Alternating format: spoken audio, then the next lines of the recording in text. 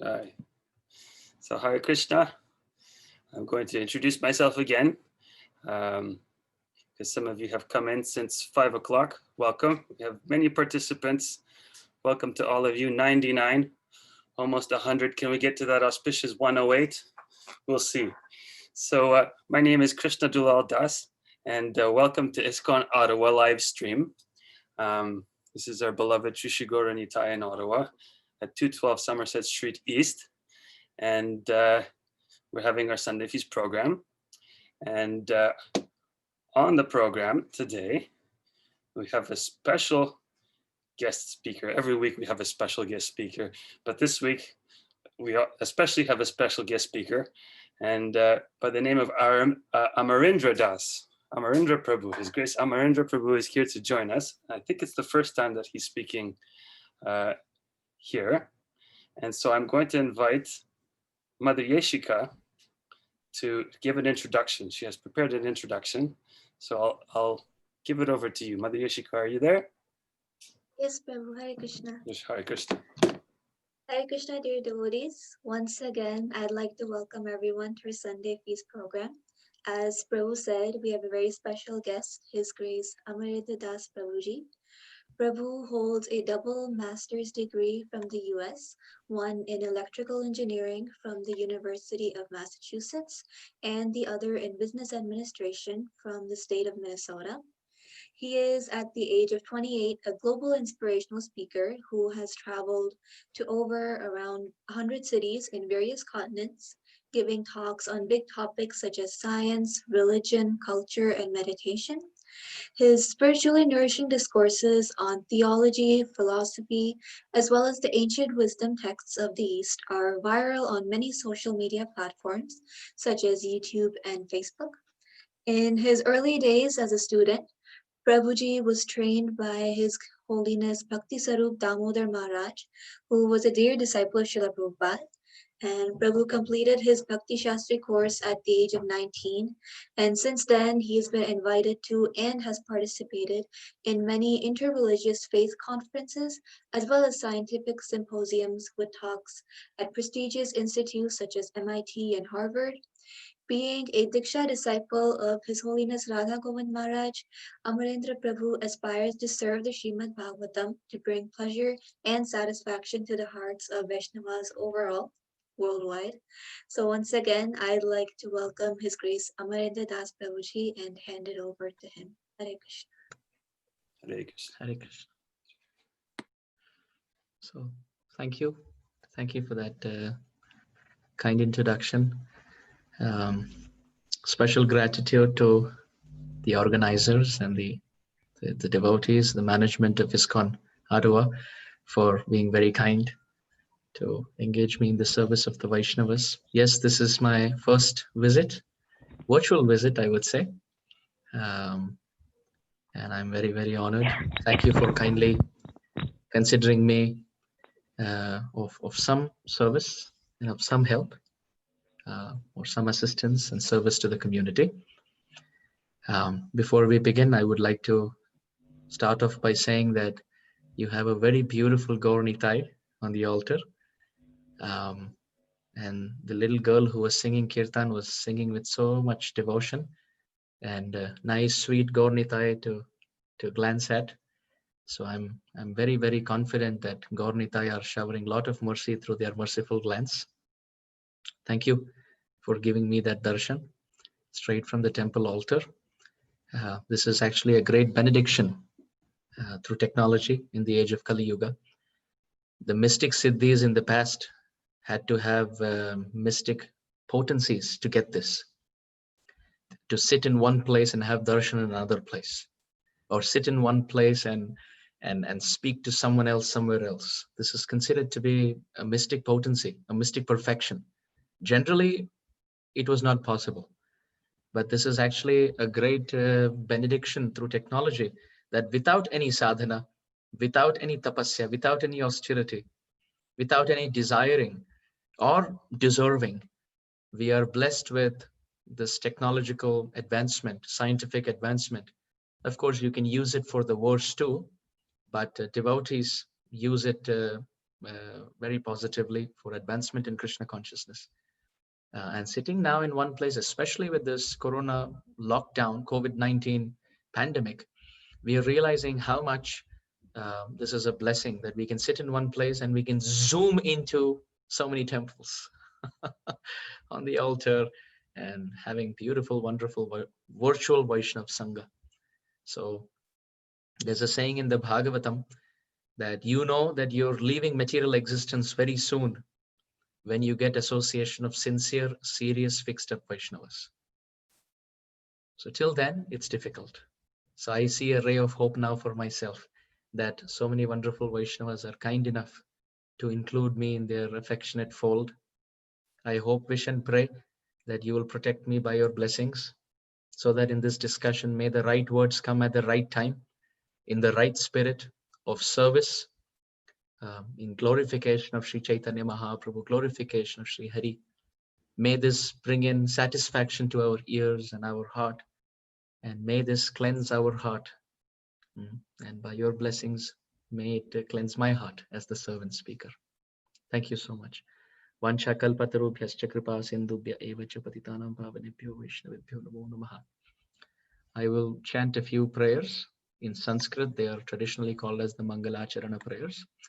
After which we will get into today's very interesting discussion. So before I start, I see Krishna Dulal Prabhu on the call. Just a quick question, Prabhuji. So it's about 5:36 local time here. What time? So I don't want to disrupt the schedule. So how do we plan this, and how is the temple generally functioning as well? Thank you, Prabhu. Well, generally we go. There's maybe discussion for I guess presentation, maybe 45 minutes or so, and maybe 15 minutes for questions. I'm sure there's many devotees that will have questions or comments, so sure. Keeping it interactive, but however you see it fit, okay. That's the general layout. Sure, thank you. I'll try my bit to. I'm out of the different bad qualities that I have, one is to not keep time. So I will definitely try my bit to go for 45 minutes and then leave about 10-15 minutes for reflections. Krishna, sorry. Thank you.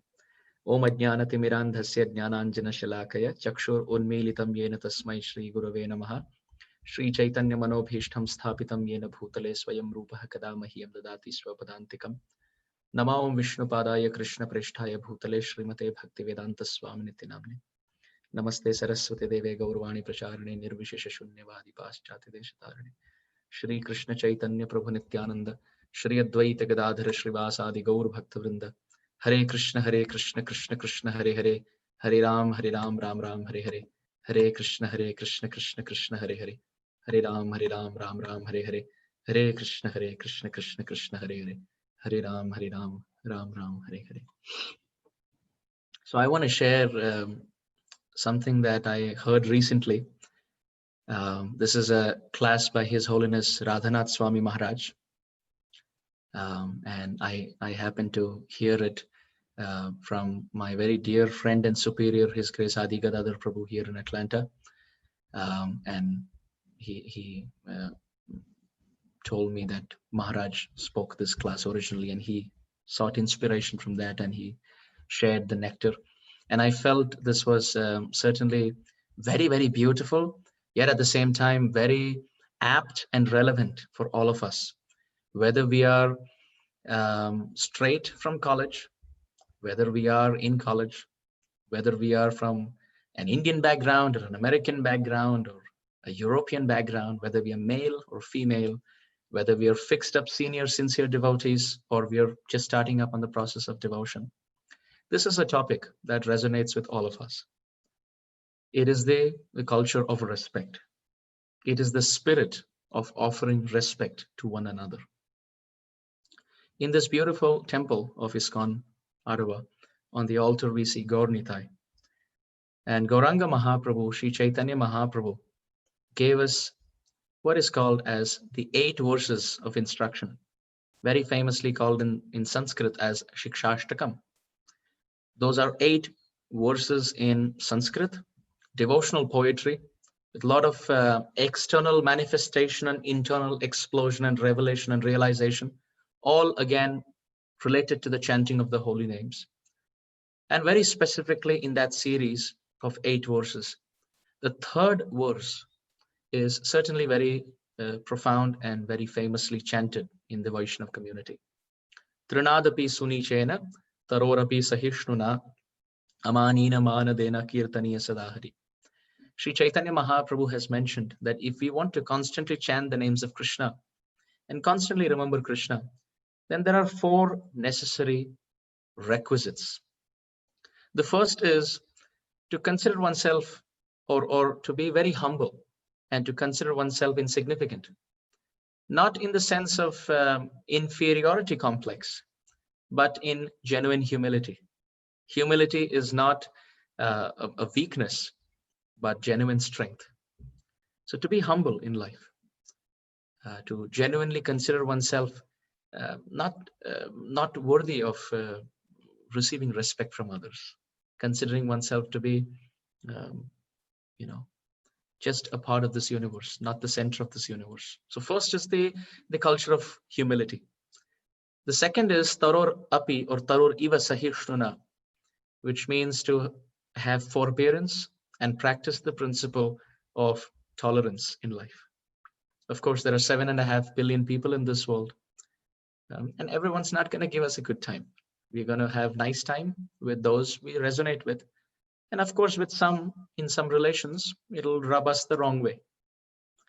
So at that time, to tolerate, to at all times tolerate, whether it's verbal abuse, whether it's written abuse in the form of internet blasphemy, or whether it's criticism, unwanted or unnecessary, destructive, not constructive, critical remarks, to just tolerate all of that and continue doing the right thing.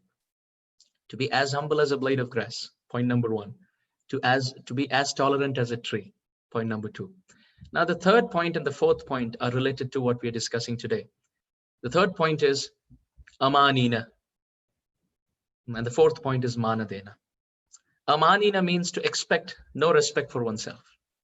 And fourth point is manadena, to be ready to offer all respect to everyone at all times, beyond any consideration, beyond any strings attached, personal, selfish strings attached.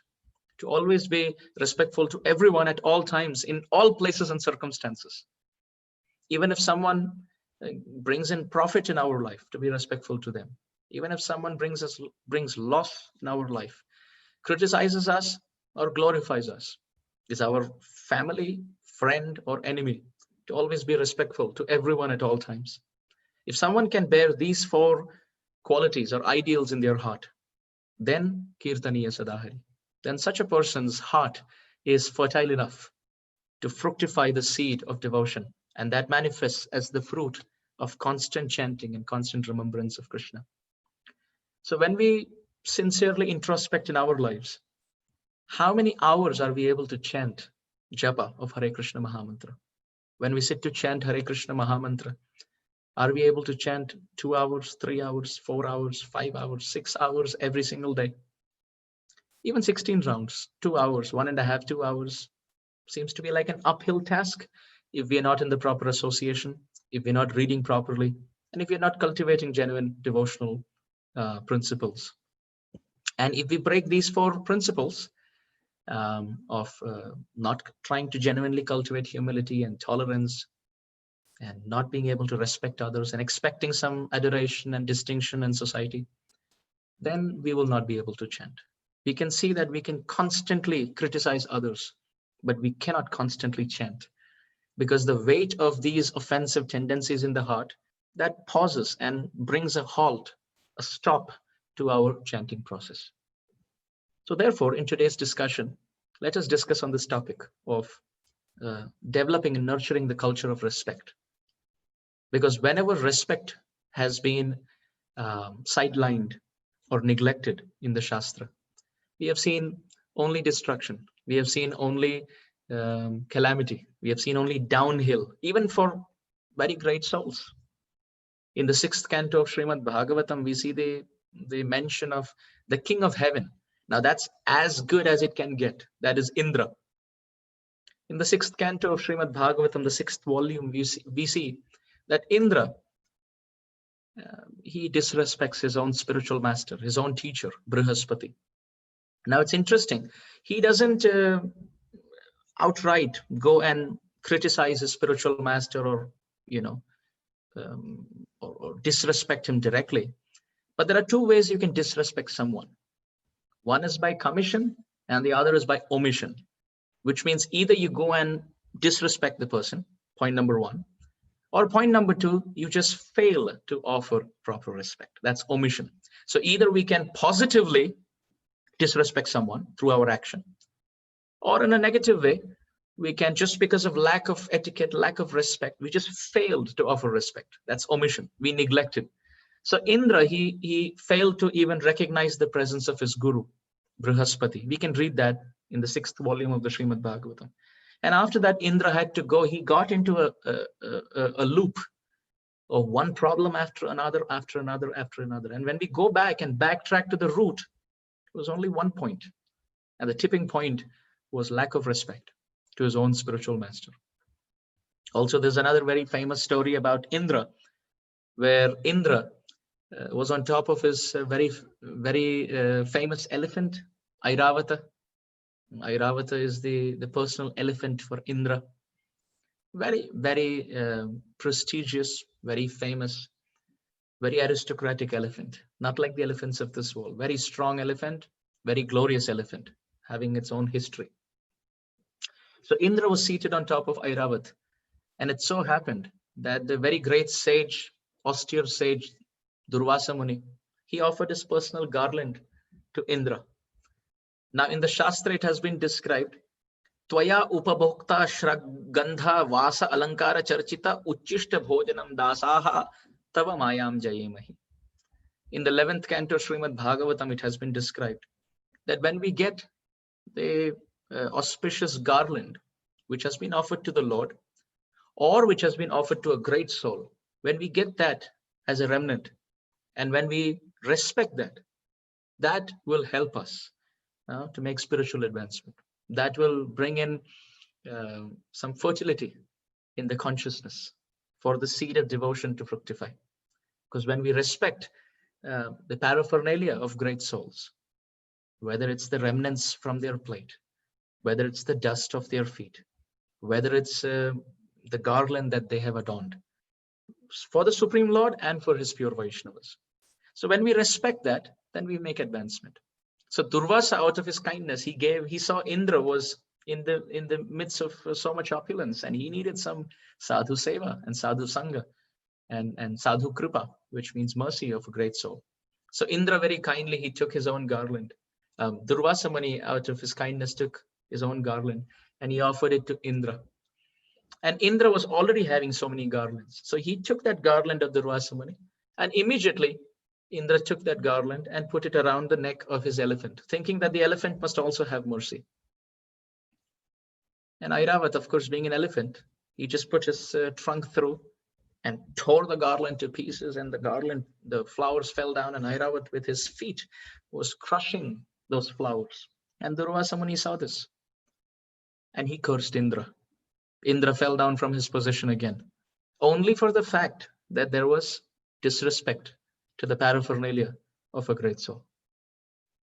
So we see here through examples in Shastra that where there is lack of respect, there is a fall down. There is a downhill advancement, you can say, towards devastation.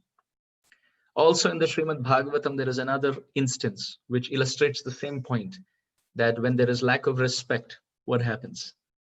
We find Balaramji, the older brother of Krishna, he goes into the assembly where Roma Harshana is sitting, and he's speaking Srimad Bhagavatam. This is at Naimisharanya, the very famous place where the Srimad Bhagavatam was spoken again.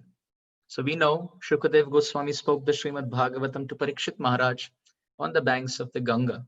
And in that assembly was Suta Goswami. And Suta Goswami went to Naimisharanya and he spoke to the sages there. We know that. So this Roma Harshana that we are mentioning, who's currently speaking Bhagavatam at Naimisharanya, is actually the father of Suta Goswami. In Sanskrit, the word Suta means son. So when we say Suta Goswami, that actually means the son of Roma Harshana, because Roma Harshana was previously speaking Bhagavatam. So we see in the story that Balaramji, he enters the assembly, and Roma Harshana is speaking the Bhagavatam. All the Brahmanas, all the sages, they get up to offer respect to Balaram. But Roma Harshana, he thinks that I'm speaking Bhagavatam. I don't have to get up and respect a great soul who walks into the assembly. And Balaramji, he observes that there is presence of some pride and there is lack of respect. The culture of the culture of respecting is lacking in his heart. Now, of course, we should not think that Balaramji expects respect in his heart. Balaramji represents Guru Tattva. Guru means spiritual master, teacher. So Balaramji only wants to teach. And there's a very important lesson that Balaramji is teaching here. That if we are not pure in our character, if we are not pure in our consciousness, then when we speak or we sing and everyone's listening, we are actually polluting the assembly as a speaker or a singer.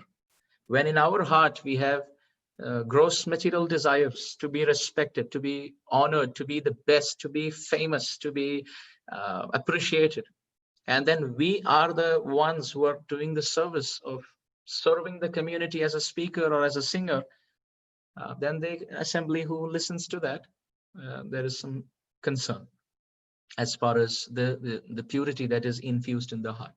In contrast to a great soul, a great representative speaking, because then he's selfless. So Balaramji, to teach this lesson to the whole world, he took a blade of grass and he touched the body of Roma Harshana, and Roma Harshan died. Balaramji actually killed him to teach this lesson that someone who fails to offer respect to one's superior and is falsely intoxicated with the pride that I am the teacher, I am the speaker, I am the preacher, I am the most prominent person, I don't have to offer any respect, then you better die. This was the mood of Balaram towards Roma Harshan. But at the same time, it's so interesting that the Brahmanas had just offered their blessings to Roma Harshana before that may you live long to speak Bhagavatam. And now Balaramji just killed him. So what happened was the Brahmanas' words were going to turn false. So Balaramji, he respected the words of the Brahmanas. And he empowered the son of Roma Harshana, Suta, to sit on the Vyasasana. And Balaramji said that the father continues to live through the son. So therefore, when you have given the blessings to Roma Harshan to live long, that means he will live long through his son Suta. But then Balaramji also wanted to respect the words, the blessing of the Brahmanas. And he said that if you really want your words to be true, no problem, I can revive him. But the Brahmana said, no. Whatever you have thought is good. If you think he is not qualified to sit there and he was disrespectful, we trust you, Balaramji. We trust you. And Balaramji still wanted to serve the Brahmanas and respect them. What he did was he helped by killing so many demons at Naimisharanya, because these sadhus, these sages, they were doing tapasya and the demons would come in trouble. So Balaramji, he ended up killing many demons in Naimisharanya, and also later he went on a yatra, on a pilgrimage to purify himself, to respect the words of the Brahmanas. So in this way, if we don't respect, this is what Balaramji teaches us, even if we are sitting on the Vyasasana. And on the other hand, Balaram himself wants to follow etiquette and respect all the sages, although he doesn't have to. He's the source of everything. But the culture of respect is intrinsic wherever there is devotion. Also, another example we can see as far as the culture of respect is concerned, now coming from Krishna's side. Krishna's son, Samba, we know in the story of the destruction of the family of Krishna. Krishna's son, Samba, was a young boy, and his friends, they dressed him up as a girl. And not just dressed him up as a girl, they dressed him up as a pregnant girl, as a pregnant woman. They dressed him up as a pregnant girl. And then when Durvasa Muni and Narada Muni were approaching, these friends asked the great souls, then what do you think? What is going to appear from this womb? Is it going to be a boy or a girl? They just wanted to play a prank on Narada Muni and Durvasa Muni. So here's a very wrong example, very, very wrong example. It's not just a lack of respect. This is making mockery of the position of Narada Muni and Durvasa Muni. So they dressed up Samba, Krishna's own son, as a girl, and not just as a girl, as a pregnant girl, as a pregnant woman. And then asked the sadhus, so what is this Mataji going to give birth to? Is it going to be a boy or a girl? And then we know the Bhagavatam describes that the sadhus, they said that it's not going to be a boy, neither a boy nor a girl.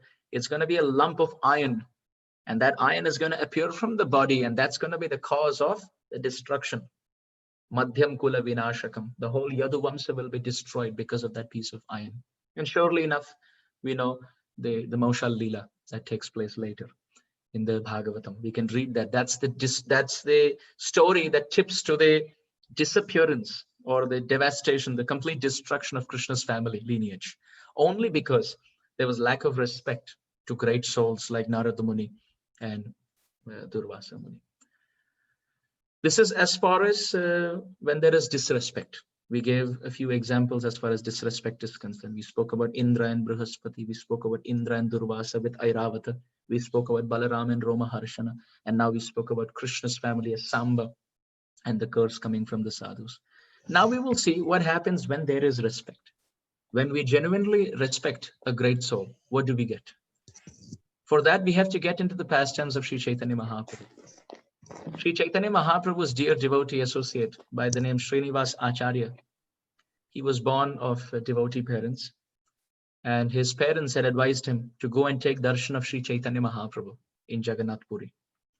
As Srinivas Acharya was on his way, he happened to take darshan of Janavama, who was the eternal consort of Nityananda Prabhu. Because the parents said, before you see Sri Chaitanya Mahaprabhu, you should take darshan of Mother Janava Devi, the eternal wife and consort of Nityananda Prabhu. So you go and take darshan of her lotus feet. Surely enough, Srinivas Acharya went to Janava Devi. And Janava Devi said, oh, have you taken darshan of Abhiram Thakur? You should take darshan of Abhiram Thakur. So Srinivas Acharya said, surely. My parents wanted me to take darshan of Chaitanya Mahaprabhu. And before Chaitanya Mahaprabhu, they said, take darshan of Janavama's lotus feet. And before Janava Devi, now Janava Devi, after taking darshan of your lotus feet, you want me to take darshan of Abhiram Thakur? No problem. Now here's an interesting thing. Abhiram Thakur was known to be the giver of Krishna Prem. Abhiram Thakur had a whip called as Jai Mangal. Now it was a very famous whip. Jai means auspicious, and Mangal means, Jai means victory, and Mangal means all auspiciousness.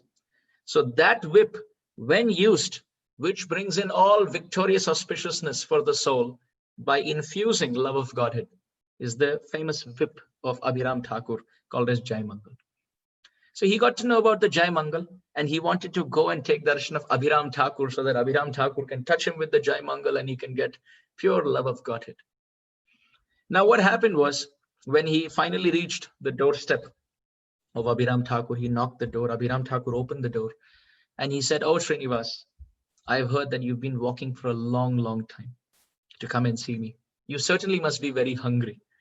So therefore, I'll give you this 4 paisa, which means if you let's say $10 in the present generation, you take this, go into the market and get yourself some fruits and vegetables and cook yourself a nice meal, offer it to Sri Chaitanya Mahaprabhu in your mind or in the form of your deity.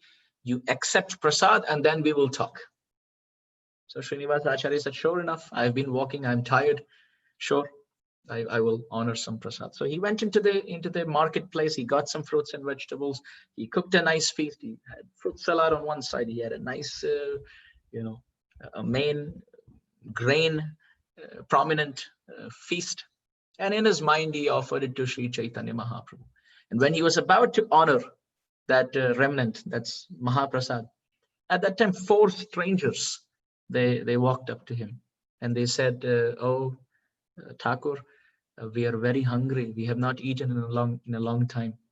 But you're having this prasad would you be kind enough to share something with us? And Srinivas Acharya was so respectful. He was so kind. He said, actually, I offered it to Sri Chaitanya Mahaprabhu for all four of you. I am not hungry. You see, I'm eaten very well. I'm very well fed. I eat 3 times a day. This is for all four of you. And very lovingly with his own hands, he distributed the Mahaprasad and he fed all of them. Someone whom he doesn't even know, strangers, apparently. And he, with folded palms, he offered all respects, genuine respects, genuine devotional respect. He didn't expect anything from them. He didn't want their money. He didn't want anything from them. He genuinely wanted them to fulfill their appetite and feel very satisfied to their heart's content. And when he fed all four of them, they smiled. He said, why are you smiling? At that time, they revealed to Srinivas Acharya, actually, we are the 4 servants, personal servants of Abhiram Thakur. Abhiram Thakur sent us to test your consciousness, to see how devotionally matured you are. Are you neglecting the hunger of our belly for the sake of the hunger of your belly, or you're ready to sacrifice the hunger of your belly just to fulfill the hunger of our belly? Are you ready to sacrifice as a devotee? And then Srinivas Acharya felt very embarrassed because he had actually passed the test. And Abhiram Thakur came very, very happy to see that, oh, the person who's coming to me is very respectful. He's respectful not just to Abhiram Thakur, but he's respectful to anyone. It's not that he knew that they were the servants of Abhiram Thakur and then he was respectful to them. He was just respectful to them because he saw Krishna in their heart. Although they were apparent strangers, he saw Krishna living in the heart of every living being. So then Abhiram Thakur, he embraced Srinivas Acharya. And with so much love, he took his Jai Mangal and he touched it to the body of Srinivas Acharya. And Srinivas Acharya was crying and weeping in happiness because Krishna Prem was entering his heart. And then now Abhiram Thakur started touching the Jai Mangal, and 1 and 2 and 3, and now he started whipping in ecstasy.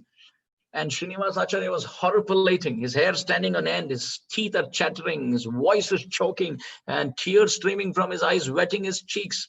He's crying and weeping, chanting the names of Sri Chaitanya Mahaprabhu. Abhiram Thakur's wife came out and said, oh, please let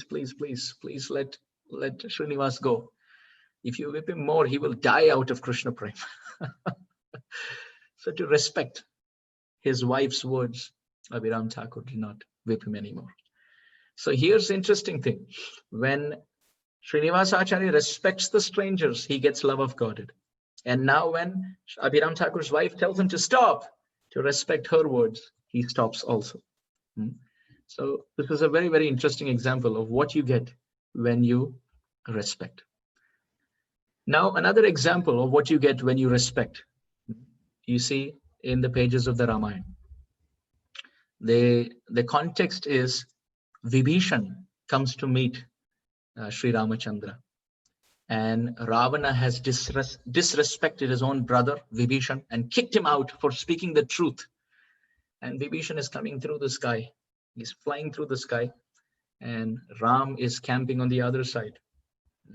And he sees Vibhishan in the sky. Vibhishan was a very effulgent, big, huge personality. So much devotion, so much beauty, so much effulgence. He was flying in the sky on his, in his personal plane, and he was coming onto this side. And here was Sri Ram camping with all the monkeys. This was the time of finding Mother Sita. So they had not found Mother Sita yet. So now they're on this side. And here is Vibhishan coming onto the side of Sri Ram. He has been disrespected and kicked out by Ravan. And he's coming onto this side to accept the lotus feet of Sri Ram as his life and soul. And at that time, Ram leads the way by respecting the opinion of everyone. Ram can decide, he can do whatever he wants. Ramo Rajamani Sada Vijayate Ramam Ramesham Bhaje Ramena Bhigata Nishachara Chamu Ramaya Tasmai Namaha Rama Nasti Parayanam Parataram Ramasya Dasosmyaham Rame Chittalaya Sada Bhavatume Bho Rama Mam Uttara. The Rama Raksha Stotra describes Ramchandra does not need anybody's counsel. He's the King of Kings. He's the Lord of Lords. He's the source of all sources. He's the origin of all origin. He's the creator of all creators. But that Ram, he shows and offers respect by taking opinion from everyone. He asks everyone, what do you think I should do with Vibhishan? What do you think of him? Should he be accepted? Should he be rejected? What do you think? He opens the floor for discussion out of respect. And Sugriva, who's the king, he's the king of all monkeys. Sugriva says, my lord, without a second thought, kill him. Just kill him. Ram said, but what if he's a good man? Sugriva said, my lord, look at his brothers and sisters. On one side is Kumbhakarna, on the other side is Ravana, on the other side is Surpanaka. His brothers and sisters are all like neem leaves. How can you have a mango fruit on a neem tree? Not possible. He may appear to be like a mango, but he's actually stuffed with bitter neem leaf-like consciousness. Kill him. Ram looked to others and said, what do you all think? And others said, imprison him. Some said, accept him, make him as a spy and send him to the other side so that more information can be got and we can attack and whatnot. But then Sri Ram asked Hanuman, Hanuman, what do you think? Should I kill him? Should I imprison him? Should I use him? Hanuman said, my lord, just accept him. He has left his own brother. He has left Ravan and he has come the other side to cross an ocean to the other side, to the enemy camp, to accept the feet of the Lord of the monkeys, that is Sri Ram, after giving up, after being kicked out by his brother. It's a big, big act of service and surrender.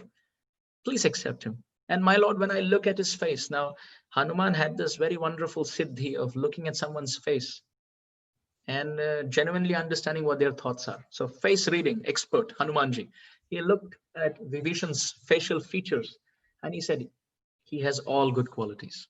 He has all transcendental attributes in his character. Please accept him. Now, please think about it, dear devotees. Here on one side, you have Sugriva, who's the king of the monkeys, and he has decided that Vibhishan must be killed. And all the monkeys, somehow or the other, they agree to Sugriva. If not killed, they say, yes, imprison him. And Hanuman, who is subordinate to Sugriva, he stands up and gives the exact opposite viewpoint. Now, in this world, when someone agrees to us, we kind of respect them. But when someone subordinate to us in public completely rejects our opinion and speaks the exact opposite, it's very difficult to respect them, is it not? But here we can see the Ramayana teaches us so much maturity and the culture of respect. That Ram, first of all, respects by asking everyone what they think. So he's respecting their opinion. And then Sugriva, he is respecting the viewpoint of Hanuman. He doesn't reject Hanuman. He doesn't say, hey, how dare you oppose me? I am the king. How dare you speak against me? No. Ram respects everyone's opinion. Sugriva respects a difference in opinion. And Hanuman, he doesn't go against a campaign speaking against Sugriva that how dare we need a change in the management. We need a change in the king. How dare a king like Sugriva speak like killing a great soul like Vibhishan? This is impossible. No. Hanuman just respected the viewpoint of Sugriva. Sugriva respected the viewpoint of Hanuman because Sugriva saw that Ram agreed to Hanuman. Sugriva saw the face of Sri Ram. When Sri Ram saw the face of Hanumanji, and when Hanumanji said, accept him, Ram smiled and he said, yes. Sakradeva prapannoyas tavasmi iti sayachate abhayam sarvada tasmai dadami etat pratam mama. What to speak of accepting Vibhishan? Even if Ravana comes and surrenders even one of his 10 heads to me, I will accept him and forgive him, said Sri Ram. So when Sugriva saw that Sri Ram had wholeheartedly accepted and was happy with the viewpoint of Hanuman, Sugriva completely melted. And he was able to respect Hanuman because it was Hanuman's opinion which brought happiness and satisfaction to the heart of Sri Ram. So Sugriva did not think, well, yeah, there was a difference of opinion. No, ultimately it was not his ego that mattered. It was Ram's fulfillment and satisfaction that mattered. So Ram respected everyone by asking their opinion.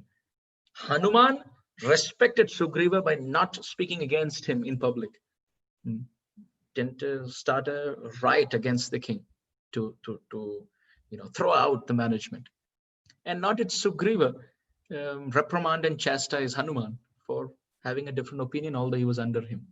So in this way, we see the culture of respect. We spoke about Srinivasa Acharya, how he respected the strangers and he got love of Godhead. In that same story, how Abhiram Thakur respected the opinion of his wife and he stopped whipping Srinivasa Acharya with the whip of love of Godhead. And then we spoke of this example of Ram respecting the opinion of the monkeys, Hanuman respecting Sugriva, Sugriva respecting Hanuman's viewpoint. And now what happens? Continuing in the pages of the Ramayana, we take it to a few chapters ahead where Mother Sita has been, the battle is done. Sri Ram has won over Ravana. Mother Sita has been won, got back into the lotus palms of Sri Ram's shelter. And now as they are flying back to their eternal shelter, the pastime describes that Sri Ram, he halted his plane and landed it at Rameshwaram, the place, very famous place of Lord Shiva. He paused there. Why? Because Ram wanted to respect the position of Lord Shiva, not fly over him. But he came there and he decided, I will offer respect by doing Abhishek, by bathing the linga of Lord Shiva, a Shiva linga. Why? Because Ram thought in his heart that I have disrespected Lord Shiva by actually killing his devotee, Ravana. Therefore, this is the greatness in the relationship between the Lord and his dear devotee, between Ram and Lord Shiva. So Ram lands at Rameshwaram to bathe the linga of Lord Shiva, to externally ask for forgiveness for killing his Lord Shiva's devotee, Ravana. But now where is the linga going to come from? Where is the Shiva linga going to come from? So Sri Ram, he ordered Hanuman to fly to Kailas and bring a very nice Shiva linga. And also previously, Ramchandra, after Ravana was killed, he told Vibhishan to respect the body of Ravana by performing the last rites. Vibhishan said, I don't want to touch the body of Ravana, the dirty body of Ravana. But Ram said, you must respect Ravana for whatever he was. And you perform the last rites. So Ram respected, after the battle, he respected Ravana. And now he's respecting the Lord of Ravana, Lord Shiva. And he orders Hanuman to go to Kailas and bring a Shiva linga for worshipping here at Rameshwara. But before Hanuman could go and bring the Shiva linga, because Hanuman took some time, because when he went to Kailas, he also wanted a Shiva linga for himself. So he was searching for a linga for Ram and he was searching a linga for himself. And so it took some time for Hanuman to come. But by the time he came, Mother Sita didn't want Sri Ram to wait for such a long time. She wanted to respect the time of Sri Ram. So she made a Shiva linga out of sand so that Sri Ram can worship.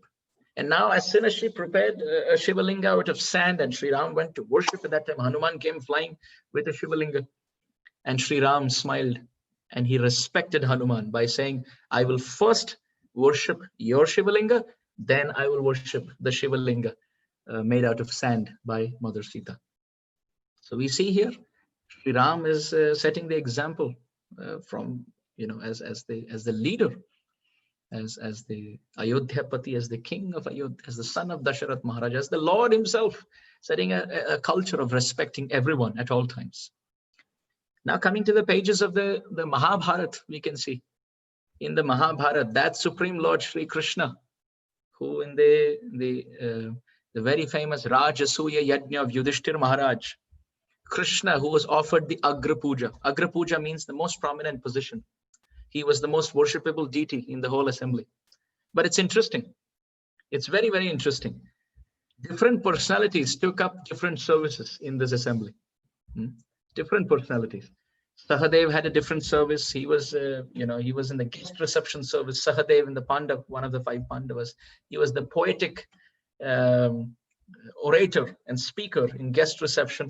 He was welcoming everyone, and Draupadi and Bhim were in charge of cooking.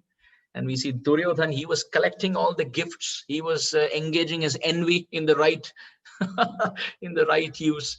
because Duryodhana was so envious of Yudhishthira Maharaj. He wanted to see who is gifting Yudhishthira Maharaj what gift.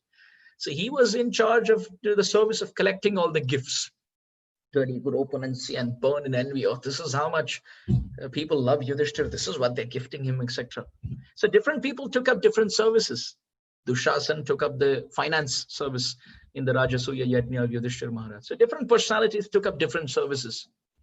But the person who was given the Agra Puja, the most prominent position of honor, worship, and position of dignity and respect, that Sri Krishna was performing the service of welcoming and washing the lotus feet of the guests of Yudhishthira Maharaj and all the Brahmanas in the assembly.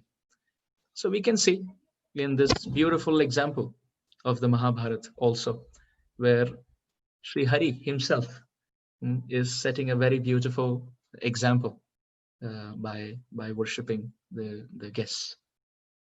So then another beautiful example that comes to our mind, again straight from the pages of the Srimad Bhagavatam, is the story of Daksa Prajapati. We see how Daksa Prajapati, it's very interesting, very, very interesting. In the assembly of Daksa Prajapati, very, very respectable person in the pages of the Bhagavatam. Everyone respected him. When he walked in, everyone would stand up and offer their respects. But the Bhagavatam describes our Lord Shiva did not, because he was in intoxicated meditation, ecstasy, remembering the Supreme Lord. Daksha Prajapati was not thinking about how many people are actually offering respect to me. His mind went straight to the person who is not offering respect. That is Lord Shiva. My son-in-law is not offering respect to me. Just like we can see sometimes when we are eating something, after we finish our meal, we don't think much about what we ate, but there could be a small morsel, a small particle of food that is stuck somewhere in the mouth. And instead of thinking about the different tastes that we savored from the plate and relished from the plate, our tongue goes straight to that teeth where that small morsel or small piece of rice or whatever that is stuck in the mouth. So as we're speaking also, there would be a particle and the tongue keeps going there. So the tongue doesn't think about what you tasted for last 15 minutes on the meal, but the tongue is still just going straight to that one piece, which is problematic. So Daksha Prajapati was not thinking about how many people are offering respect.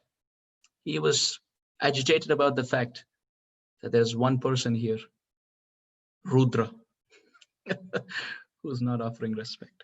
And then we can see in the 4th canto Srimad Bhagavatam how the differences between Lord Shiva and Daksha increased. And then the 4th canto is an interesting canto. It goes from Godhead to Goathead. It starts off with Godhead, where Dhruva Maharaj gets back to Godhead. And it concludes with Daksha getting a goathead. So the 4th canto can be termed as Godhead to Goathead. So we can see such a pitiable sight when there is desire to be respected by one person and that is not fulfilled in our heart. Then Lord Shiva thinks that it is befitting for someone as Daksha to have a head of a goat. And what to speak of people like me? When we desire respect from everyone, then it is a very dangerous slope to go down the trail. Also, another example that comes to mind, again, straight from the discussion that we are following, is the pastime of Advaita Acharya and Sri Chaitanya Mahaprabhu. Very beautiful long description, but to keep the time that is offered to us, we can see how Advaita Acharya, he was 52 years older than Sri Chaitanya Mahaprabhu. And Sri Chaitanya Mahaprabhu is the Supreme Lord himself. But you can see there is a competition between both of them on who is going to respect the other first. So Chaitanya Mahaprabhu can think to himself, I am God. I don't have to respect anyone. Advaita Acharya, he called me and I came, so I graced him. I did a favor on him by coming. So when he touches my lotus feet, there is nothing wrong. He's ultimately Lord Shiva. He's ultimately Mahavishnu and I am Radha and Krishna, so no problem. But Sri Chaitanya Mahaprabhu, being the complete embodiment of pure loving devotion and genuine devotional sentiment, he was never thinking that Advaita Acharya should touch my feet. He would feel embarrassed In fact, when Advaita Acharya would take the dust from the lotus feet of Sri Chaitanya Mahaprabhu, Mahaprabhu would get angry. He would get agitated. Who has taken dust from my lotus feet? And on the other side, when Sri Chaitanya Mahaprabhu would go and take dust from the lotus feet of Advaita Acharya could think, he can actually think that, yes, Nimai Vishwambhar, he's 52 years younger to me. Yes, he may be God, but in this Prakat Leela, in this manifest pastime, I am the cause for his appearance. So I am so powerful that I can force him to appear in this world. So he didn't think like that. I am older to him by 52 years. So by etiquette, he should touch my feet. Advaita Acharya was not thinking like that. He was always eager to grab the feet of Sri Chaitanya Mahaprabhu. And Mahaprabhu was eager to grab the feet of Advaita Acharya. So we can see such a beautiful, wonderful display of mutual affection and mutual respect between both of them. And finally, to conclude, we can also see very beautiful display of the same principle seen in the life of our beloved Srila Prabhupada. Very beautiful. The story that, again, following the course of our discussion, the story that comes in line is the pastime of Srila Prabhupada. It is beautifully mentioned that when Srila Prabhupada once in New York City got a heart attack, it was Brahmananda Swami at that time who went to help Srila Prabhupada. And of course, there was no doctor help at that time. Prabhupada was new to America and it was a Sunday and it's difficult to find a doctor and difficult to take Prabhupada to a doctor, and doctor doesn't come home. So it's difficult to help Prabhupada at that time. And somehow Brahmananda Swami, he found an intern who had just graduated from the medical school. He caught hold of him and said, "Do you know something about heart attacks?" "Yes, I know something." "Okay, you come, my Swamiji needs some help." So this little intern comes to Swamiji and he looks at Swamiji, our Prabhupada, with tilak and kanti and shaved head and shika. And he tells Prabhupada that, "I think the problem with you is you're too devotional." And Brahmananda Swami, as we know, very physically and spiritually nourished, he was ready to beat up this intern for offending his Gurudev. But Prabhupada said, "No, let him go. Good. What he's saying is right. So what do you suggest?" asked Prabhupada. And this intern said that, "I think you should walk in your old age." And Prabhupada respected the words of this medical intern so much that from that day onwards, Prabhupada started his very famous morning walks. Prabhupada started the morning walk conversation that we have recordings about. But the person who did sow the seed of that thought was the medical intern who just graduated and was got on a Sunday by Brahmananda Swami to treat Swamiji. Prabhupada could have gotten angry, but he respected the individual and took his words to heart. So in this way, so many beautiful, wonderful things can be said. And so many wonderful things were said the other day. As we were mentioning in the beginning of the class, I heard this whole discussion from His Grace Adi Gadadhar Prabhu, who heard it from His Holiness Radhanath Maharaj. And so many beautiful, wonderful aspects are there in this culture of respect. I just thought, when I heard that discussion, I felt this was something very, very relatable, because many times as devotees, we are talking about the 4 regulative principles, we're talking about the rounds, we're talking about the Mangalarti, we're talking about everything, initiation and Bhakti Shastri. We talk about all of that, which is all important. But this mood of offering respect to everyone at all times is the fundamental teaching of Sri Chaitanya Mahaprabhu. Mahaprabhu said 4 things, just to reiterate, that we started off our discussion with. Mahaprabhu said to practice humility, to practice tolerance, to expect no respect for oneself, and at all times be respectful to everyone. And in this mood, if we are always absorbed with genuine service to the Vaishnavas and chanting of the holy names, then we can remember Krishna constantly. So just to quickly sum up and recapitulate what our discussion was all about, it was the importance of the culture of respect. We mentioned a few examples. We spoke about Indra and Brihaspati to start with. We spoke about Indra and Durvasa and Airavata. We spoke about Balaramji and Roma Harshana.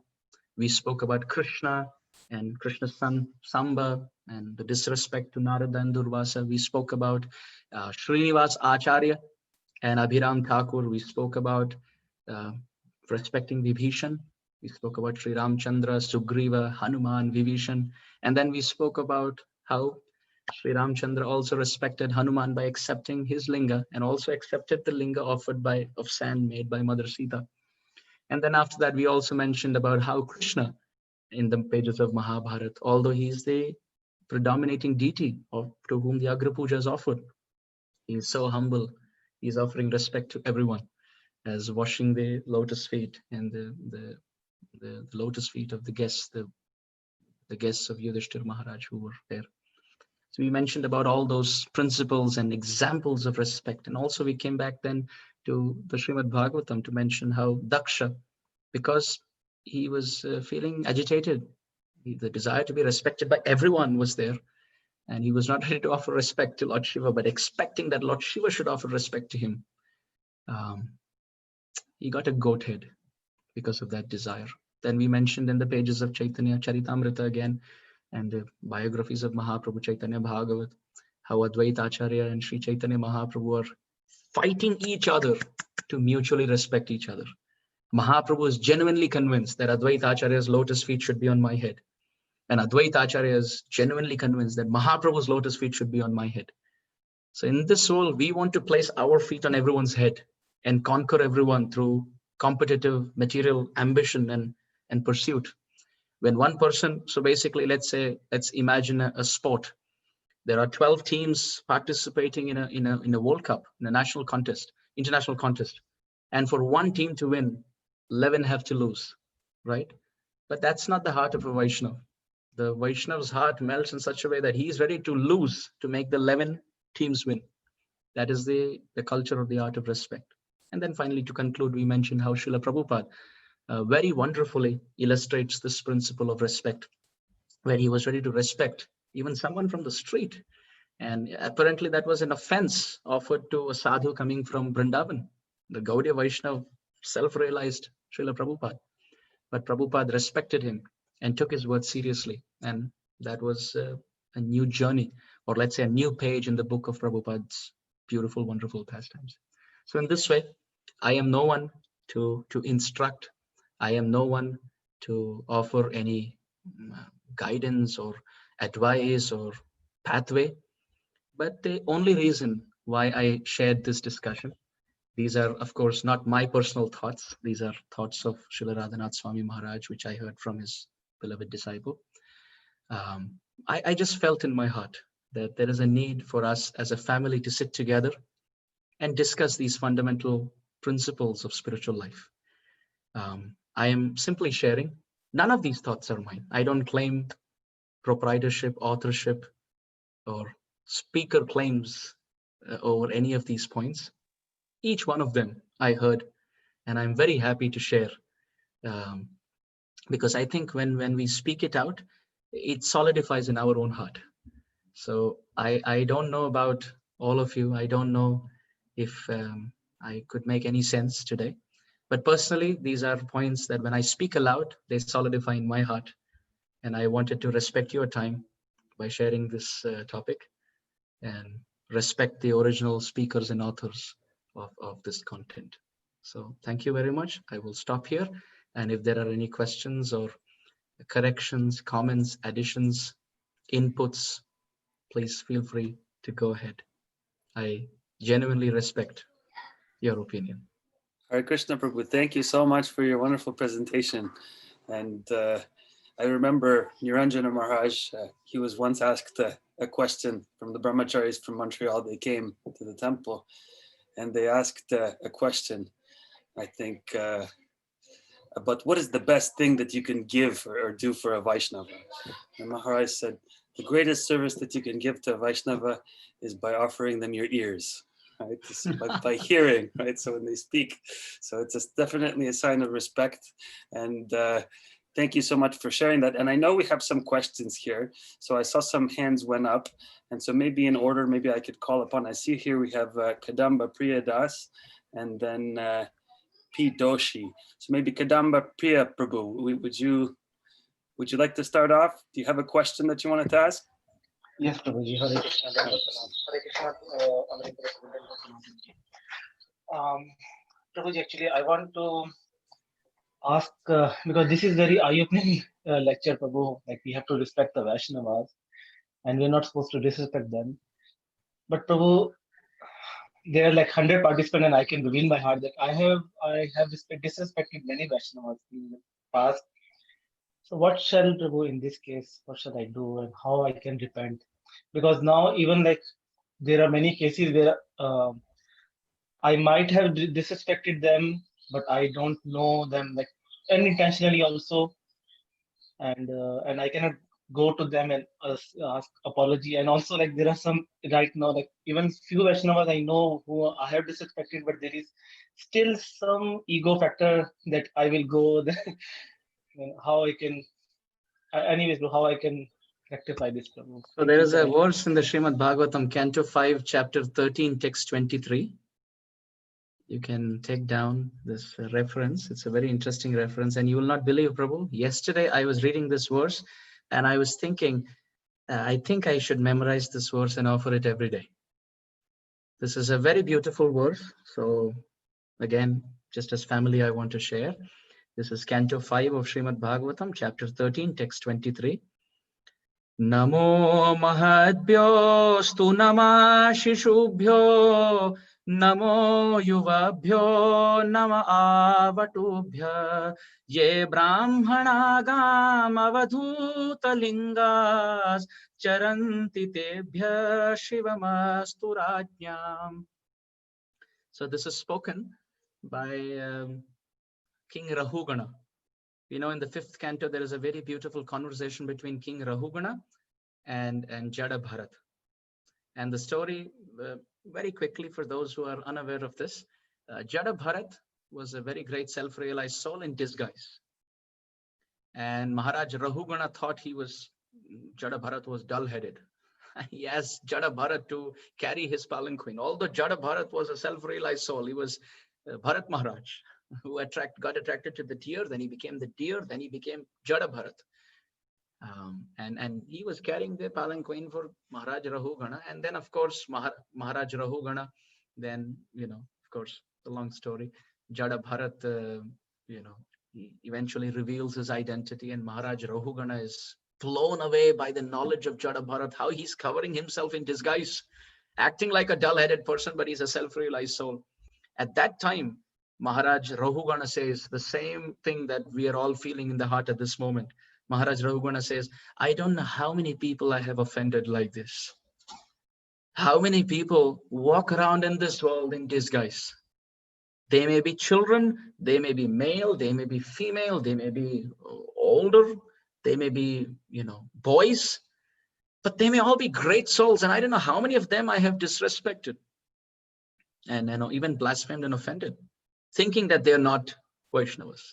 So how do I repent? And then in that mood, Maharaj Rahugana, he offers this prayer, and the translation is as follows. I offer my respectful obeisances unto the great personalities, whether they walk on the earth's surface as children, young boys, avadhutas, which means completely renounced, or great brahmanas. Even if they're hidden under different guises or disguises, I offer my respects to all of them. By their mercy, may there be good fortune in the royal dynasties that are always offending them. So royal dynasties here means our own families, our own character. Yeah, because we're not referring to big kings now, we're referring to ourselves. So this means, may I offer respects to everyone through this one prayer, whether they are children, whether they are boys, whether they are brahmanas, whether they are senior citizens, whoever they may be, they're all hiding under different blankets of different age groups and different bodies, but they're all great Vaishnavas. May they all have mercy on me. I have offended them all. So through this repentant heart, he's offering prayers, and Prabhupada writes in the purport, King Rahugana was very repentant because he had forced Jada Bharat to carry his palanquin.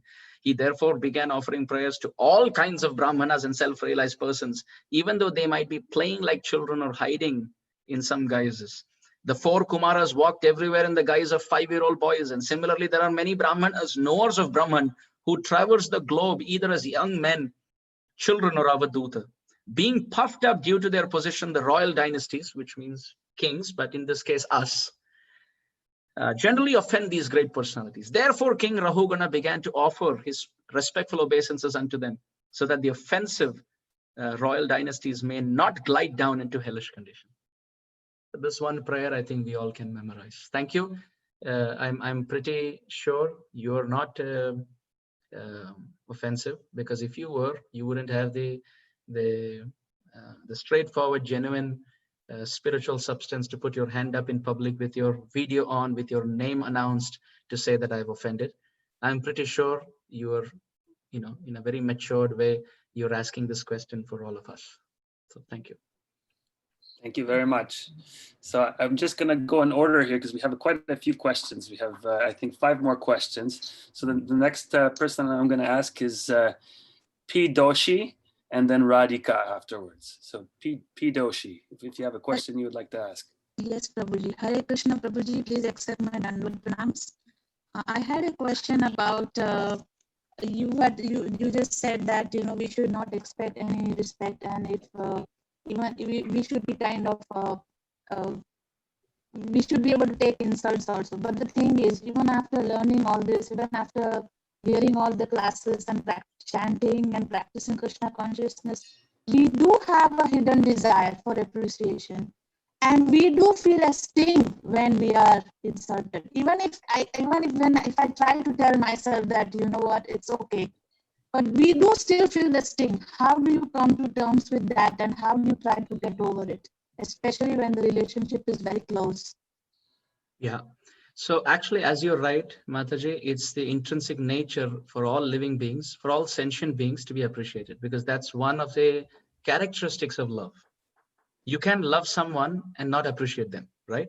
So basically, because we are all part and parcel of Krishna, we are all looking for love, genuine love, prema. And one aspect of prem, Krishna prem, is appreciation. But here's the very, very interesting point in this regard. The important question to ask ourselves is, whom do we want, or from whom do we want that appreciation? Do we want that appreciation from those who are bereft of devotion, or do we want that appreciation from those who are advanced in devotion? If we want appreciation from those who are bereft of devotion to Hari, then we are going wrong somewhere, because appreciation comes in the heart when there is some resonance of frequency. For example, if you're going to the east and I'm also coming to the east, then because we're going in the same direction, we can have some conversation in the train or in the bus. But if you're going in the east and I'm going in the west, there's no overlap, absolutely, right? Those going in the west think that's the direction of their calling, and those going in the east, they think that's the direction of their calling. So a genuine spiritual seeker, he goes upstream. The downstream of material current goes towards hellish life. Yes. But a genuine, sincere, practicing devotee, he tries to swim upstream. Yes. So if he's expressing desire to be appreciated by those who are going downstream, then he must go downstream. He must go in their direction, so that there is some resonance of thought process, and then they will appreciate. But there's nothing common between with a materialist. So yes, we definitely have the spirit of appreciation. We want to be appreciated, but we should think of being appreciated by our superiors for cultivating genuine spiritual substance. If we are practicing the process nicely and we are getting closer to Krishna in our realization, and our Siksha Guru says, very good, I'm very happy. Oh, that should fulfill us. Now that boost should be enough to continue for like 6 months, let's say, right? We shouldn't care about what the world thinks. Prabodhananda Saraswati says, even if the whole world glorifies me, but Krishna does not recognize me, what is the use of that glorification? On the other hand, if the whole world spits on my face, but Krishna loves me, Krishna recognizes me, who cares about that spitting? This is Prabodhananda Saraswati. This is indifference to public opinion. Also, as far as some appreciation from the superior is concerned, I remember a very interesting story in this regard. One devotee, he was mentioning in his discussion that I was given the service of cooking in the kitchen. And generally, if you see, the appreciation goes to the person who's speaking, or someone who's singing, or someone who's the president, someone who's ahead is the one who's appreciated the most. But seldom do you see someone walking into the kitchen and saying, oh, wonderful feast. I really, relished every single preparation that you cook. Generally, you don't see that. The cook cooks a Sunday feast, and no one goes to him and appreciates him. So this devotee who was given the service of cooking, he was thinking that I know I shouldn't desire acknowledgement and appreciation, but the service that I'm doing, I wish I get something in my heart. And you can't believe Krishna fulfilled his desire, but not through general populace. His Gurudev entered the kitchen and placed his hand on his shoulder, looked into his eyes, and with a smile he said, "You have cooked so nicely. You are serving the Vaishnavas so well. I am so proud of your service."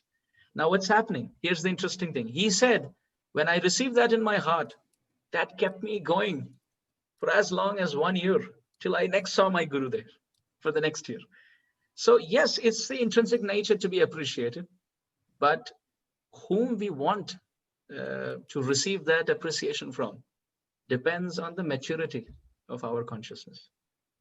Is that okay? Yes, and Prabhuji, insults, I mean, sometimes the insults are so bad that, we keep thinking about it, and it spoils our chanting, it spoils our consciousness. How do you deal with that?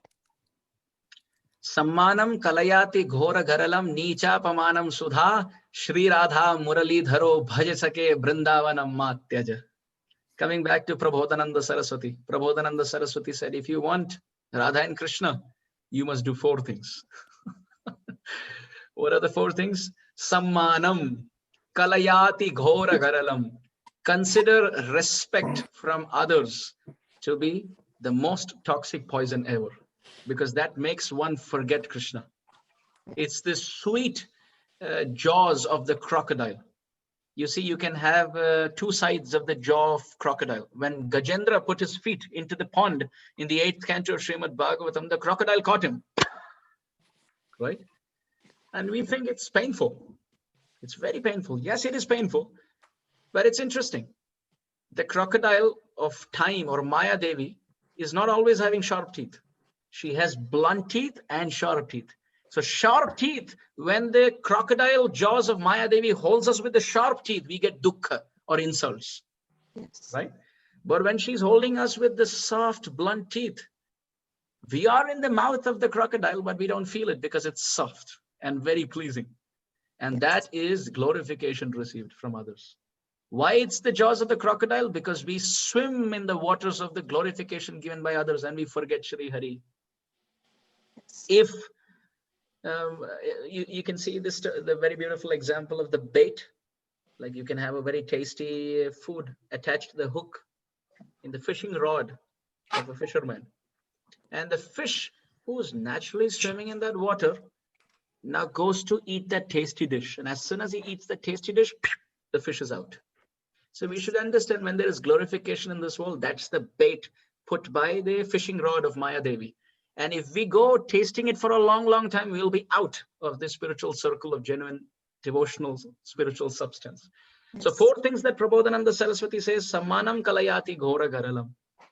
Consider glorification from others to be the most toxic poison, because it distracts us in a very pleasurable way away from Krishna. And second, nichapamanam sudha. Consider criticism from others to be nectar, but not others. It is not apamanam sudha, it is nicha apamanam sudha. Those who are inferior to us, whom we can control, when they criticize us in public, they should be considered to be nectar. Why? Because the only thing that smashes or the only thing that stops us from getting Krishna is our false ego. And the fastest thing that crushes false ego is insults. So if we really want Krishna, then this is the best thing.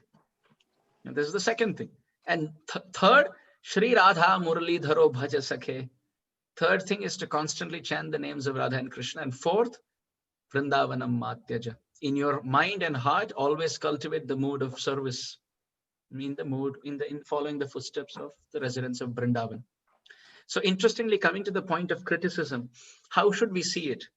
Srila Prabhupada explains this in the purport of the 8th canto Srimad Bhagavatam. Prabhupada says 5 things, and I want to go in that same order. Prabhupada mentions there are 5 things to be done when we see reversal in life. And Prabhupada quotes this again in the prayers of Gajendra. I believe this is in the 4th, after the prayers of Gajendra, in the 3rd chapter of the 8th canto. In the 4th chapter of the 8th canto, the past lives of Gajendra and the crocodile are described.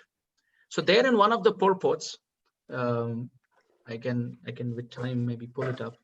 Prabhupada mentions 5 things with respect to reversals in life, with respect to insults in life, with respect to distress in life. What are the 5 things? Prabhupada says, first of all, to think, I am responsible. I am responsible. Because there is no question of mistakes made by Krishna. Krishna is not going to give the past karma of my neighbor into my account and the past karma of my past lives into my neighbor's account. No, Krishna is very, he's an expert. He knows. There's no cross connection, of telephone wires where the connection of one telephone, it's ringing in another place. There's no spam calls. Doesn't work like that. So what we deserve comes to us. So first and foremost, when there is an insult, where there is a reversal, I am responsible. But sometimes our ego tells us, well, I am not responsible in this case. Then how do we understand? How do we understand? Sometimes we say, we also see in life that we get criticized and chastised for things that we have not done, right? We know for sure we have not done, and we get chastised. So how do we understand at that time? Well, we see it in this way, that there have been times in the past where I have been glorified for things that I didn't deserve. In the past, there have been situations when I have been appreciated and glorified for things that I didn't deserve. So just to balance it out, sometimes Krishna also gives criticism that we didn't deserve, just so that we stay grounded. Point number 1, I am responsible. Point number 2, this person is not responsible. Therefore, I shouldn't hold anything against him. He is simply the medium.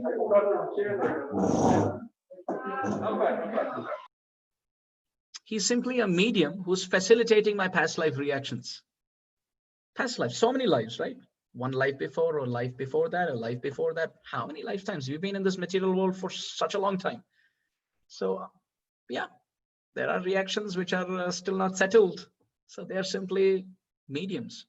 Like, for example, if I take a bottle in my hand like this, and I slam my own head, and then in front of all of the devotees who are assembled here, if I start criticizing this bottle, all of you will think I'm crazy, right?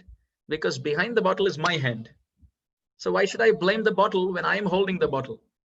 So similarly, we are seeing the person who's criticizing us, but behind the person is my own past reactions. So I am the one who's causing this, and he's simply a medium.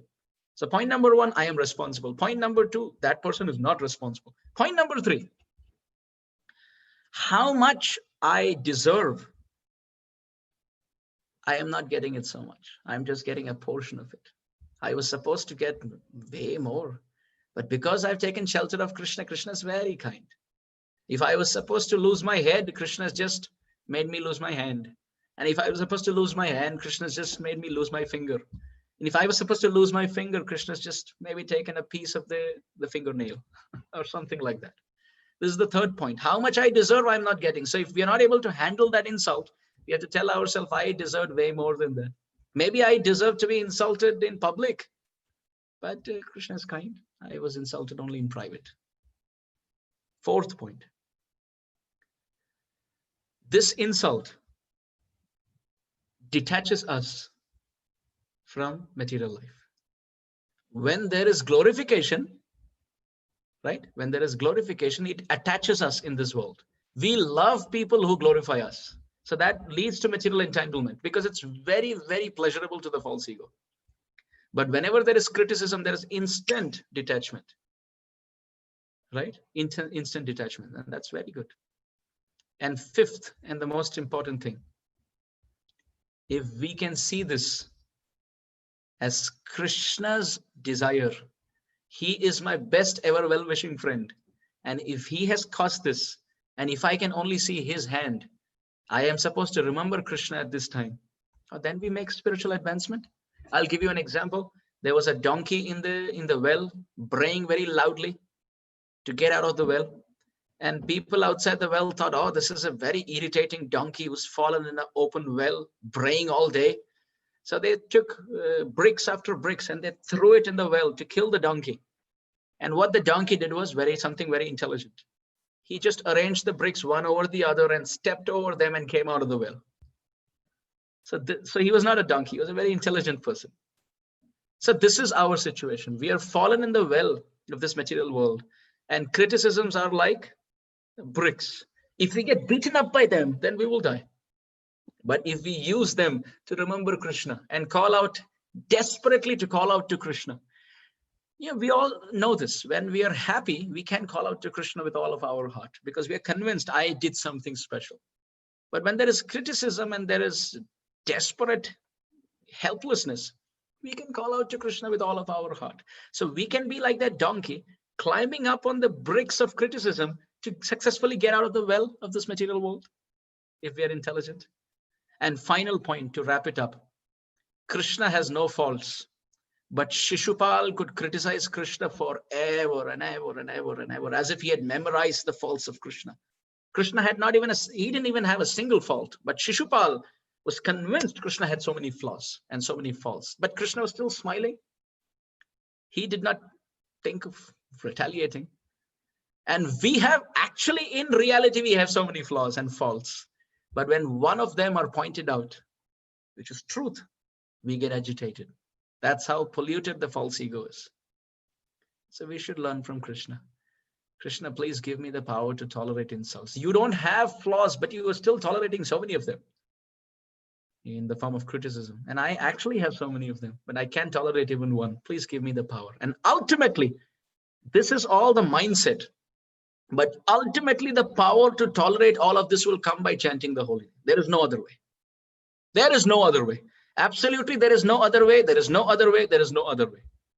Absolutely, there is no other way. And when we chant for 1 year with dedication, you can check your own consciousness. 1 year before, we were getting agitated at small things, petty things. 1 year later, we will say, well, it doesn't matter. Krishna brings in that maturity in the heart of the sadhaka on the power of Nam Bhajan. So all of this that we discussed is till we get there. But the fastest, quickest, surest, easiest, and the most powerful process to give up all anarthas and to bring in all good fortune in our heart is chanting the holy name. There is no other way. If we think there is chanting, no, what's the second? There is no second. The second is look onto the first. There's only one. That's chanting Harinam. Namaiva karanam jantor, namaiva prabhurevacha, namaiva paramaradhyo, namaiva paramagati, na nama sadrisham jnanam, na nama sadrisham vratam, na nama sadrisham dhyanam, na nama sadrisham phalam. Namaiva karanam jantor, namaiva prabhurevacha, namaiva paramaradhyo, namaiva paramagati. This is Shastra. That there is no other way, no other way, no other way than the pure congregational thunderous chanting of Krishna's pure names. So these are my thoughts. Thank you. Thank you so much, Prabhuji, for your wonderful answer. Thank you very much. My heartfelt gratitude. Dandavat pranams. Hare Krishna. Hare Krishna. Thank you so much. Prabhu, do we have room for, we have 6 more questions. So it's quite a few questions. Next, we have Radhika. Mother Radhika, would you like to ask your question?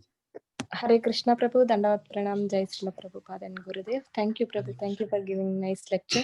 So my question is, like, if we choose one, like, I have 2 options, so I can't choose which one is better to me. So I can go to for my dear friends, so we can ask what is like, we can take some advices or some opinions, right? So we took only one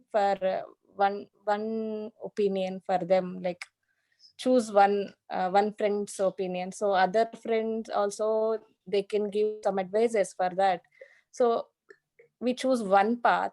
So my question is like, is that another person, is it a disrespect to their opinion? How can we convey them, like you understand, Prabhu?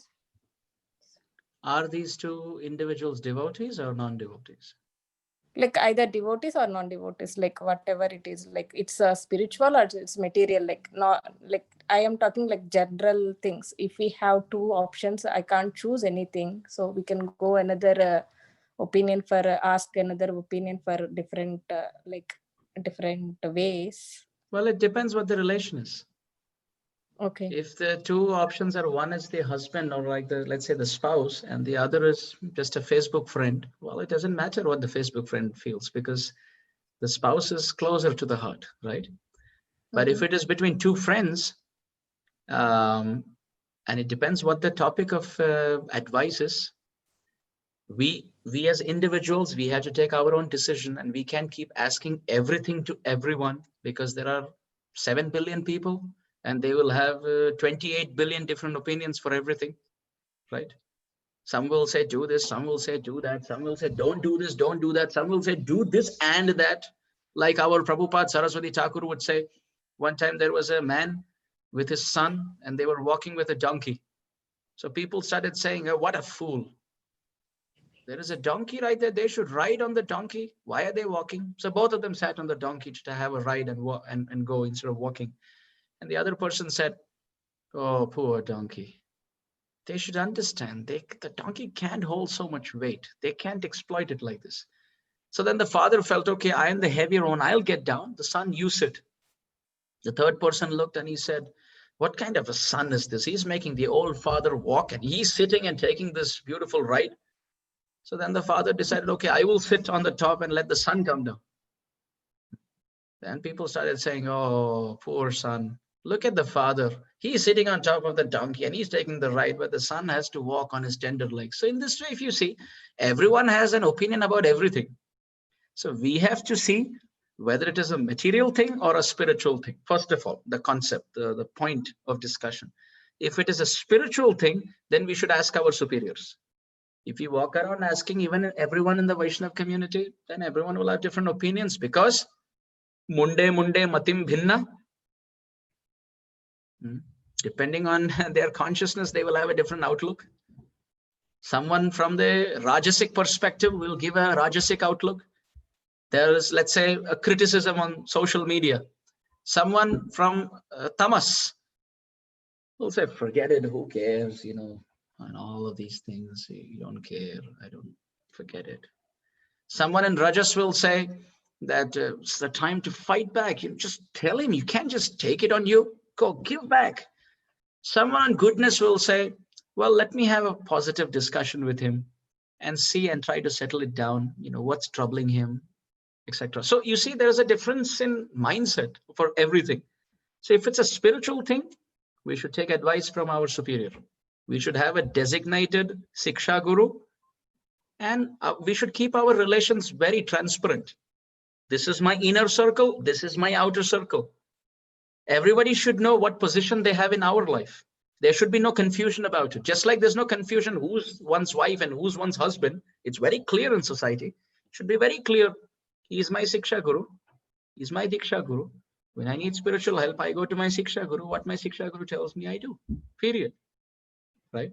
But if it's a material thing, again, we ask for someone who is materially sound and mature and responsible and professional, who can guide me on that path. So it's a very open-ended question.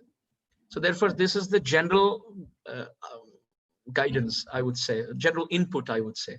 But this must be used, if more details are there, then we can use our intelligence and we can drive the car of our situation accordingly. Is that okay? Yeah, Prabhu, thank you, Prabhu. Thank you for advice. Hare Krishna. Hare Krishna. Thank you. So next we have Vashanti Viresh. If you'd like to ask your question, Vashanti. Hi, Namaskar. Hare Krishna. Sorry. I think Radhika ji's question is a good segue to what I'm going to ask. I have a question on one of the stories which you kind of quoted, and it was basically about how Sri Ram went to Rameshwaram and he wanted to do the puja for Shiva, and he kind of waited, and because Sita Mataji respected Ram's time, she kind of built a linga using sand, right? And then when he was about to do the abhishek for the linga built by Sita Mataji, Hanumanji comes in and then he brings the lingam from Kailash, I suppose. And then in your story, you kind of said that so Sri Ram respected Hanuman, and then he said, okay, I'm going to do the abhishek first for your linga, and then I'm going to do the abhishek for Sita Mataji. So my question is, like, even in life, we see these situations where you have two people doing different things, and then you have to kind of figure out which one to choose and whom to respect. So in this case, should Sri Ramji have respected Sita, or was it a good thing for him to respect Hanumanji? I guess you see what my question is. Hare Krishna. Yes. Thank you. So, well, Ramchandra, the one dearest to his heart is Mother Sita. As we know, the whole battle of Ramayana was for winning back Mother Sita. Ramchandra, being the king of Ayodhya, he could have just moved on and married another queen, because for kings to have many queens at that time was just normal tradition. But he did not. His love for Mother Sita is so much that he was ready to cross the ocean with a bridge of stones and fight Ravana and get back Mother Sita. So naturally, his heart went to worshipping the linga of Mother Sita. But at that time, Sri Ram saw that the struggle that Hanuman went through for flying from Rameshwaram to Kailas and carrying the linga back. So Sri Ram's heart naturally went to Hanuman. And he said, yes, I will worship your linga first. So if we have to put it in one statement, it depends on the rasa. Rasa means intimacy. So Hanuman's intimacy with Sri Ram is that of a servant's intimacy with the master. And Mother Sita's intimacy with Sri Ram is the intimacy of the eternal Lakshmi with Narayan. So definitely the innermost circle of intimacy and affection that Ram shares is for Mother Sita. But then it also makes a point that every devotee who's worshipping Sri Ram, they should have hope from this pastime. They should never think that, oh, ultimately it's only Mother Sita who matters to Ram. Whatever I do, even if I fly to Kailas and bring a linga, it doesn't matter to him. He's just busy worshipping the linga of Lord Shiva made by Mother Sita. We should not think like that. The story shows us the compassionate heart of Sri Ram, that although it is completely justified for Sri Ram to first worship the sand linga made by Mother Sita, he is giving this lesson out loud and clear to everyone for all times to come, that please never be discouraged. If you sincerely work hard, then I can even prioritize you over Mother Sita and your service over Mother Sita. Although the intimacy-wise, Mother Sita is closer, but because of your sincerity in devotion, I will accept you first. So this is a very hope-giving pastime. Thank you so much. That's a very beautiful explanation. Hare Krishna. Thank you. Hare Krishna. Thank you so much. So we have 4 more questions. Do we have time for a few more questions, Prabhu? Maybe one last, because I have another thing after this. Yes, absolutely. Thank you so much. So the last question is from Kushi Gupta. Would you like to ask your question? Hare Krishna, Prabhuji, Dandavat Pranam. My question is, how to overcome the judgy mentality or mindset of us. Many a times we, at least we may not intentionally mean it to not mistakes. At least, although we know that we know our position, that we stand nowhere in front of that person, and we we shouldn't, and we just cannot, but we have that propensity to make different opinions about a person. And if that person is a great soul or anyone elder, it should be respected. And we develop different mentality and judge that person. So this is also disrespecting them. So how to overcome it? How to deal with it? Yeah. So basically, the vision of a conditioned soul is outside, constantly looking what's happening. Even when he sits to chant Hare Krishna, he's chanting Hare Krishna, constantly looking who's calling, whose phone's ringing, who's doing what, who's cooking what. This is the nature of a conditioned soul. He's always looking outside. Yasyasti bhaktir bhagavati akinchanai sarvai gunais tatra samasate sura harav abhaktasya kuto mahad guna manorathe nasati dhavato bahi, outside. The 5th canto of Bhagavatam describes, you can get to know a conditioned soul by where he is interested in looking. If he's interested in looking what others are doing, what others are speaking, why he's doing like this, why she's talking like this, why he's responding like this, why they're dressed like this, why does he drive his car like this, why does he speak like this, why does he carry that bag always with him? If this is what we are interested, then to get Krishna is very difficult. A pure-hearted Vaishnava, he is not Bahirmukh, he is Antarmukh. He's busy looking at his condition. He's thinking about, it's interesting. The more one chants, one can, okay, let me backstep a bit. Before one chants and one is a conditioned soul, one will look at this world with one's mind, right? One will look at this world with one's mind. And when one sincerely starts chanting Harinam and hearing Harikatha sincerely, then instead of looking at this world with one's mind, he is busy looking at his mind.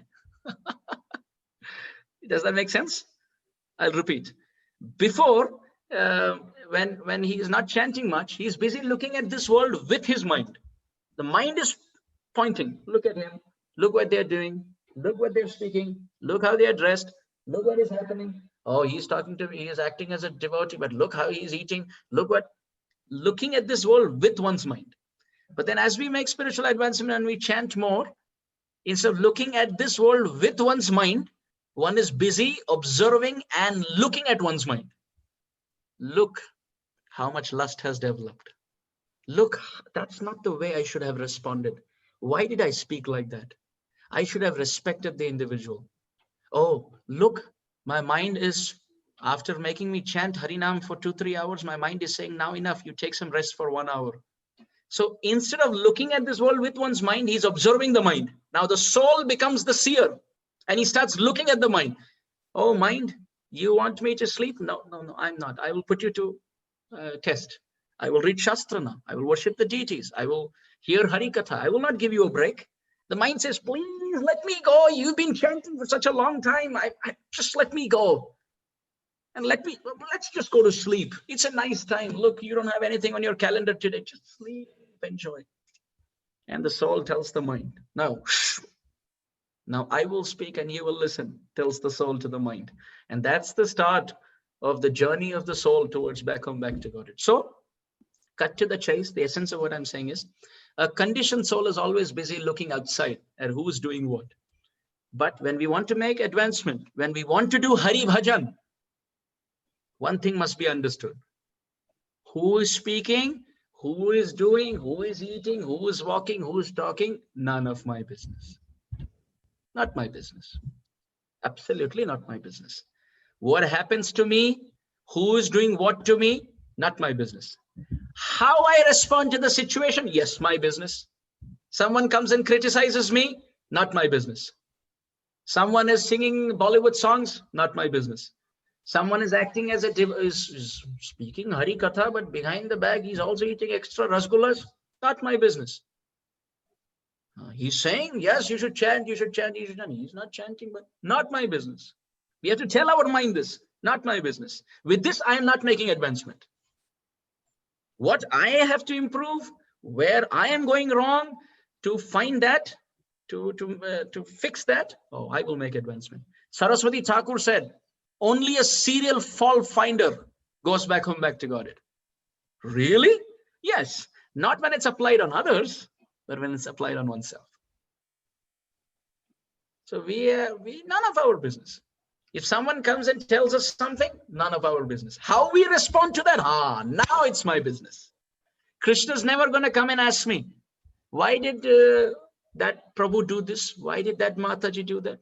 Prabhu, I don't know. We will just tell Krishna, I don't know. I don't know. So why should I waste my human time analyzing, over-analyzing, observing and over-observing things that don't make any sense? Don't make any sense. Why to put ourselves into unnecessary trouble? Why to put ourselves into unnecessary trouble? Imagine, just for practical example, imagine if someone has to travel and he has to carry a lot of baggage. There's carry-on, cabin bag, this bag, that bag, check-in bag. It's very difficult to travel like that, right? But if someone is just having like a backpack, it's very easy to travel. So therefore, when we want to go back home, back to God, why not travel easy? Why not just take the backpack which deals with our life? Why carry the check-in bag, the cabin bag related to family, spouse, and community, and gut brothers and gut sisters, and temple, and it doesn't matter. At the end of it all, time will take away everything, and all of this will not make any sense. 5 years from now, things that we are fighting about, when we look back, it has no reality. Doesn't make any sense. No problem. No problem. Everyone's moving according to Brahmande, Brahmita kono bhagya keno tare, Nadir pravaha kono kashta lage tire. Chaitanya Charitamrita describes everyone's moving on their own path back home, back to God. It doesn't matter. Some have a fast track movement and some have a slow movement. Some are running like cheetah and some are running like a tortoise. No problem. Everyone's eventually going to go back home, back to God in some lifetime. No problem. When Krishna is sitting in their heart, how can I disrespect them? When my Lord, the deity whom I'm worshipping on the altar, my Gaur Nitai are sitting in their heart, how can I disrespect them? Who am I to disrespect them? And disrespect means I am not seeing Gaur Nitai in their heart. Is it not? Imagine if there is a donkey and on top of the donkey, there is a deity of Gaur Nitai. Won't we offer obeisances? We're not offering obeisances to the donkey, but we still love the scene because the donkey is carrying Gaur Nitai. So even if it is someone whom we feel is a donkey, I mean, they may not be a donkey, but we may not get along with them. But the fact that Krishna lives in their heart is enough reason for me to respect them and bow down to them. And ultimately, I have to just fix my consciousness. I have to just see where I'm going wrong. This human form is given for me to fix myself and do more Hari Bhajan. To do more Hari Bhajan, to go back home, back to Godhead. So, one line answer, doesn't matter. Thank you so much, Prabhuji. Dandavad Pranam. Hare Krishna. Hare Krishna. Hare Krishna, Prabhu. Thank you so much for your wonderful presentation. And I would like to also thank all of the devotees who are joining us today, all of our guests. Thank you so much for your wonderful questions. And I guess this must be a segue because I know we didn't get through all of the questions. So Prabhu, we're going to have to get you to come back for a part 2 at some point. We hope that you can join us again. It was very wonderful. And yes, thank you all so much. So now to, I guess, move on to, this is the end of our Sunday Feast program. And we'll have a little bit of kirtan. We're at the temple to finish off 5-10 minutes. And for those of you who have to take off and leave, then we completely understand. But those of you who are able to join us for those 2 minutes would be wonderful. There was a request whether we could say some prayers for Jai Pataka Maharaj for his health and speedy recovery. I understand he's having some health challenges right now. So perhaps in that spirit, we can chant some Hare Krishnas and from our homes, clap our hands, and Shri Gaur Nitai will be very pleased. Thank you so much. Again, Hare Krishna.